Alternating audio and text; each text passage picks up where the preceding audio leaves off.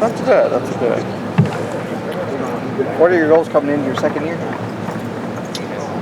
I think first year was a development year, just to sort of get an understanding of the whole sort of thing. The whole football's big, and I think the opportunity to go through college and experience what college is like. Being Australian, you have no idea what that is, and then coming to a school like Ohio State, it's a big deal. You don't really understand that.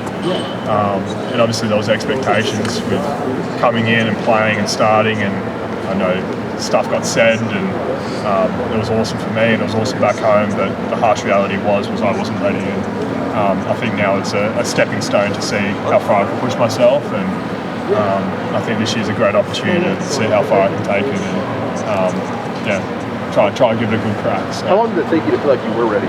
At what point did you feel like you kind of got to have it?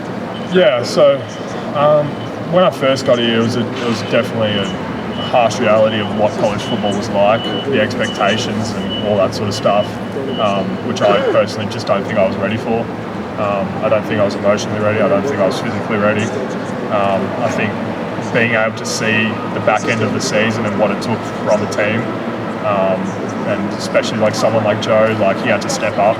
And he was ready for it, obviously, but he had to sort of take on the responsibility of what Jesse left and all that sort of stuff. So, yeah, it's a great opportunity for what we have this year, healthy competition, which is always nice as well. So, no, you're good. Yeah. What was the? Sorry, Andy. All right, continue. Here we go. What was the culture shock like, just walking into Ohio Stadium for the first time and seeing 100,000 people there to watch? You know, I'm sure it's weird coming from Australia, and it's an amateur sport after all, so like college football is. What was that culture shock like? Personally, I don't think, like, game day was hard, obviously, in terms of like experiencing and knowing what it actually felt like. Obviously in Australian rules football, we still experience big stadiums, and I've been to a stadium called the MCG, and that's almost bigger than the one here, on an actual physical level.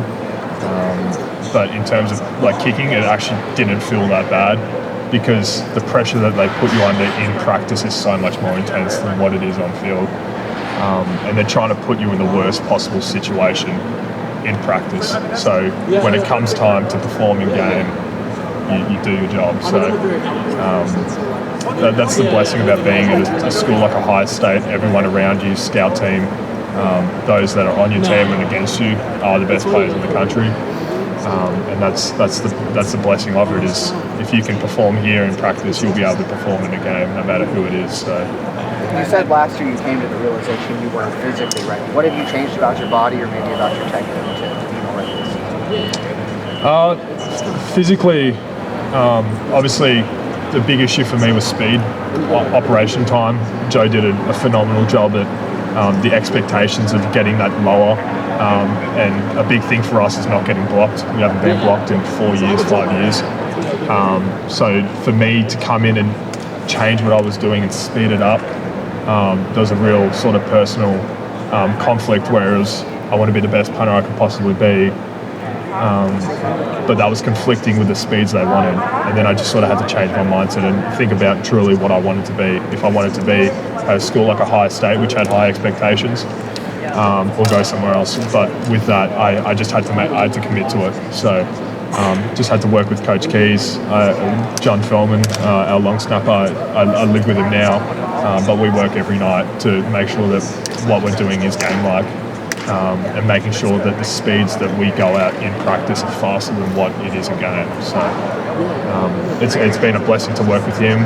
It's been a blessing to work with a guy called Maura Evans, as well as Colin Johnson, more long snappers, and then obviously be able to see what Joe's been able to do in the national championship. Had a phenomenal kick, which was under extreme pressure and extreme speed. So to be able to look at what he did, it was awesome. So. You mentioned the physical, obviously, adjustment, but you would work with Darren Bennett, and you've been over here a few times, but this was your first time living here. What was the emotional and kind of adjustment like, just being a college student, just moving to a different country, and also trying to manage being a college student? Yeah, no, it was definitely an emotional toll. But without your family, it's definitely hard. Time zone differences don't also help the situation. At that time, it was 16 hours, so I would wake up and they would be going to sleep, or vice versa. So it was definitely emotional, and the actual stress of trying to keep up with what they wanted also was a mental toll. Fortunately, I had a lovely lady called Nicole Kraft, who was one of my teachers, and she got me in contact with some pretty cool people. So worked with some sports psychologists and all that sort of stuff to work on that mental side, which was far more important for me than the actual physical side, because I knew I could physically do it, but it was a matter of getting a mental headspace to perform at the highest level possible, and this is what it is in college football. Just physically about your game, about the act of punting itself, what has changed definitely compared to this time a year ago? If you could put it into that shape. Well, definitely the speed, and then trying to build the consistency off the speed. There's expectations of what they want here, and then you've got to meet those expectations and try to surpass it. So again, working with John and working at night, we had to make sure that everything I was doing was trying to be as efficient and as effective as possible.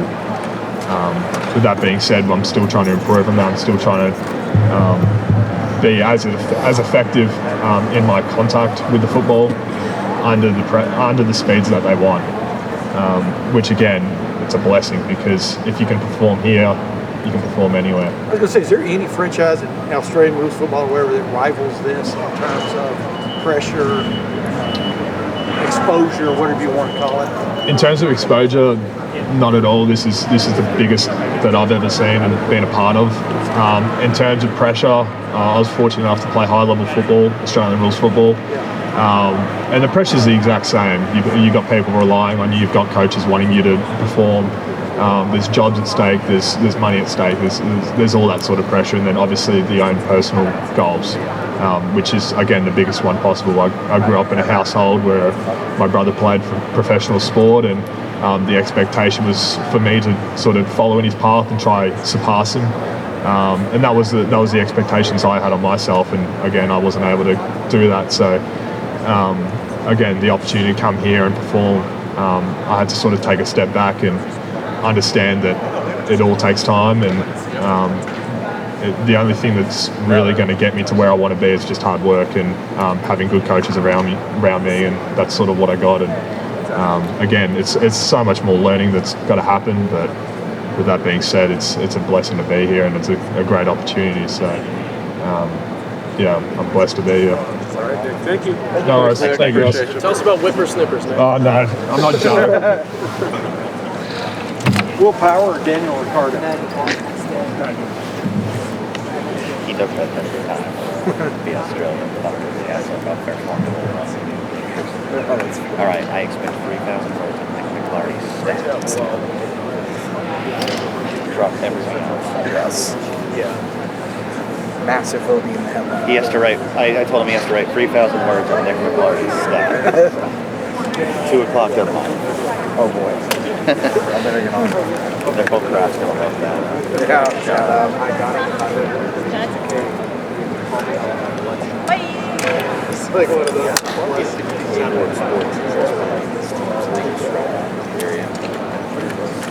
Attorney at law, Jerry, I'm making sorry.